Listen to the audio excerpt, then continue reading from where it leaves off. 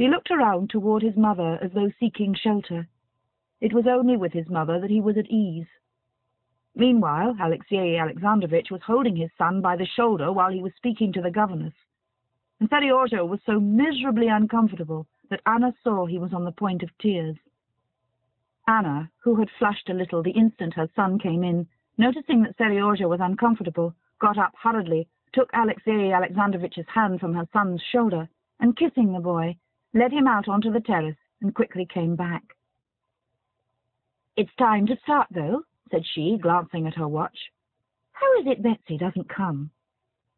"Yes," said Alexey Alexandrovitch, and getting up, he folded his hands and cracked his knuckles. "I've come to bring you some money, too, for nightingales, we know, can't live on fairy tales," he said. "You want it, I expect?" "No, I don't." "Yes, I do," she said, not looking at him and crimsoning to the roots of her hair. "But you'll come back here after the races, I suppose?" "Oh, yes," answered Alexey Alexandrovitch. "And here's the glory of Peterhof, Princess Tverskaya," he added, looking out of the window at the elegant English carriage with the tiny seats placed extremely high. "What elegance! Charming. Well, let us be starting too, then." Princess Tverskaya didn't get out of her carriage, but her groom, in high boots, a cape, and black hat, darted out at the entrance. "I'm going. Goodbye," said Anna, and kissing her son, she went up to Alexey Alexandrovitch and held out her hand to him. "It was so nice of you to come." Alexey Alexandrovitch kissed her hand. "Well, goodbye, then. You'll come back for some tea. That's delightful," she said, and went out, gay and radiant. But as soon as she no longer saw him, she was aware of the spot on her hand that his lips had touched, and she shuddered with repulsion. Chapter 28. When Alexey Alexandrovitch reached the racetrack, Anna was already sitting in the pavilion beside Betsy, in that pavilion where all of the highest society had gathered. She caught sight of her husband in the distance. Two men, her husband and her lover, were the two centers of her existence, and unaided by her external senses, she was aware of their nearness. She was aware of her husband approaching a long way off, and she couldn't help following him in the surging crowd in the midst of which he was moving. She watched his progress toward the pavilion, saw him now responding condescendingly to an ingratiating bow, now exchanging friendly, nonchalant greetings with his equals, now assiduously trying to catch the eye of some great one of this world, and tipping his big round hat that squeezed the tips of his ears. All these ways of his she knew, and all were hateful to her. Nothing but ambition, nothing but the desire to get ahead, that's all there is in his soul, she thought. As for these lofty ideals, love of culture, religion, they are only so many tools for advancing. From his glances towards the ladies' pavilion, he was staring straight at her, but didn't distinguish his wife in the sea of muslin, ribbons, feathers, parasols, and flowers. She saw that he was looking for her, but she purposely avoided noticing him. "Alexey Alexandrovitch," Princess Betsy called to him, "I'm sure you don't see your wife. Here she is." He smiled his chilly smile. "There's so much splendor here that one's eyes are dazzled," he said, and he went into the pavilion. He smiled to his wife as a man should smile on meeting his wife after only just parting from her, and greeted the princess and other acquaintances, giving to each what was due, that is to say, jesting with the ladies and dealing out friendly greetings among the men. Below, near the pavilion, was standing an adjutant general of whom Alexey Alexandrovitch had a high opinion, noted for his intelligence and culture. Karenin entered into conversation with him. There was an interval between the races, and so nothing hindered conversation. The adjutant general expressed his disapproval of races. Karenin replied, defending them. Anna heard his high, measured tones, not losing one word, and every word struck her as false and stabbed her ears with pain. When the 3-mile steeplechase was beginning, she bent forward and gazed with fixed eyes at Vronsky as he went up to his horse and mounted, and at the same time she heard that loathsome, never-ceasing voice of her husband. She was in an agony of terror for Vronsky, but a still greater agony was the never-ceasing, as it seemed to her, stream of her husband's shrill voice with its familiar intonations. "I'm a wicked woman, a lost woman," she thought, "but I don't like lying. I can't endure falsehood. While as for him," her husband, "it's the breath of his life, falsehood. He knows all about it. He sees it all. What does he care if he can talk so calmly? If he were to kill me, if he were to kill Vronsky, I might respect him. No, all he wants is falsehood and propriety," Anna said to herself, not considering exactly what it was she wanted of her husband, and how she would have liked to see him behave. She didn't understand either that his peculiar loquacity that day, so exasperating to her, was merely the expression of his inward distress and uneasiness. As a child that has been hurt skips about, putting all his muscles into movement to drown the pain, in the same way Alexey Alexandrovitch needed mental exercise to drown the thoughts of his wife, which in her presence and in Vronsky's, and with all the continual iteration of his name, would force themselves on his attention. And it was as natural for him to talk well and cleverly as it is natural for a child to skip about. He was saying, "Danger in the races of officers, of cavalrymen, is an essential element in the race. If England can point to the most brilliant feats of cavalry in military history, it's simply due to the fact that she has historically developed this force both in beasts and in men. Sport has, in my opinion, a great value, and, as is always the case, we see nothing but what is most superficial." "It's not superficial," said Princess Tverskaya. "One of the officers, they say, has broken 2 ribs. Alexey Alexandrovitch smiled his smile, which uncovered his teeth, but revealed nothing more. "We'll admit, Princess, that that's not superficial," he said, "but internal. But that's not the point." And he turned again to the general with whom he was talking seriously. "We mustn't forget that those who are taking part in the race are military men who have chosen that career, and one must allow that every calling has its disagreeable side. It forms an integral part of the duties of an officer. Sports, such as prize fighting or Spanish bullfights, disgraceful sports, are a sign of barbarity, but specialized trials of skill are a sign of progress." "No, I shan't come another time. It's too exciting," said Princess Betsy. "Isn't it, Anna?" "It is exciting, but one can't tear oneself away," said another lady. "If I'd been a Roman woman, I would never have missed a single circus." Anna said nothing, keeping her binoculars focused always on the same spot. At that moment, a tall general walked through the pavilion. Breaking off what he was saying, Alexey Alexandrovitch got up hurriedly, though with dignity, and bowed low to the general. "You're not racing?" the officer asked, chaffing him. "My race is a harder one," Alexey Alexandrovitch responded deferentially.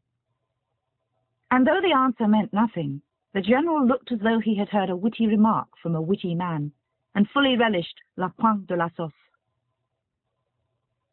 "There are 2 aspects," Alexey Alexandrovitch resumed. "Those who take part, and those who look on.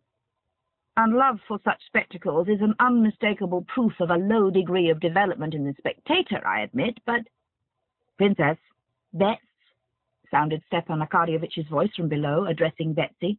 "Who's your favorite?" "Anna and I are for Kozlovlev," replied Betsy. "I'm for Vronsky. A pair of gloves?" "Done." "But it's a pretty sight, isn't it?" Alexey Alexandrovitch paused while they were talking about him, but he began again immediately. "I admit that manly sports do not—" he was continuing. But at that moment the racers started, and all conversation ceased. Alexey Alexandrovitch, too, was silent, and everyone stood up and turned toward the stream. Alexey Alexandrovitch took no interest in the race, and so he didn't watch the racers, but began listlessly scanning the spectators with his weary eyes. His eyes rested upon Anna. Her face was white and set. She was obviously seeing nothing and no one but one man. Her hand had convulsively clutched her fan, and she held her breath. He looked at her, and hastily turned away, scrutinizing other faces. But here's this lady too, and others very much moved as well. It's very natural, Alexey Alexandrovich told himself. He tried not to look at her, but unconsciously his eyes were drawn to her. He examined that face again, trying not to read what was so plainly written on it, and against his own will, with horror, he read on it what he didn't want to know. The first four, Kozlovliovs at the stream, agitated everyone, but Alexey Alexandrovich saw distinctly on Anna's pale, triumphant face that the man she was watching had not fallen. When, after Machotin and Vronsky had cleared the worst barrier, the next officer had been thrown straight on his head at it and fatally injured, and a shudder of horror passed over the whole crowd, Alexey Alexandrovich saw that Anna didn't even notice it, and had some difficulty in realizing what they were talking about all around her. But more and more often, and with greater persistence, he watched her. Anna, wholly engrossed as she was with the race, became aware of her husband's cold eyes fixed upon her from one side. She glanced around for an instant, looked inquiringly at him, and with a slight frown, turned away again. "Oh, I don't care," she seemed to say to him, and she didn't once glance at him again. The race was an unlucky one, and of the 17 officers who rode in it, more than half were thrown and hurt. Toward the end of the race, everyone was in a state of agitation, which was intensified by the fact that the Tsar was displeased. Chapter 29. Everyone was loudly expressing disapprobation. Everyone was repeating a phrase someone had uttered. "The lions and gladiators will be the next thing." And everyone was feeling horrified. So that when Vronsky fell to the ground and Anna moaned aloud, there was nothing very unusual about it. But afterwards a change came over Anna's face which really was beyond decorum. She utterly lost her head. She began fluttering like a caged bird, at one moment getting up as if to go, at the next turning to Betsy. "Let us go," she said. But Betsy didn't hear her. She was bending down, talking to a general who had come up to her. Alexey Alexandrovich went up to Anna and courteously offered his arm. "Let us go, if you like," he said in French. But Anna was listening to the general and didn't notice her husband. "He's broken his leg too, so they say," the general was saying. "This is too much." Without answering her husband, Anna lifted her binoculars and gazed toward the place where Vronsky had fallen, but it was so far off, and there was such a crowd of people around it, that she could make out nothing. She laid down the binoculars, about to move away, but at that moment an officer galloped up and made some announcement to the Tsar. Anna craned forward, listening. "Siva! Siva!" she cried to her brother. But her brother didn't hear her. Again she started to leave. "Once more I offer you my arm, if you wish to leave," said Alexey Alexandrovich, reaching toward her hand. She drew back from him with aversion, and without looking in his face, she answered, "No, no, let me be. I stay." She saw now that from the place of Vronsky's accident, an officer was running across the course toward the pavilion. Betsy waved her handkerchief to him. The officer brought the news that the rider was not killed, but the horse had broken its back.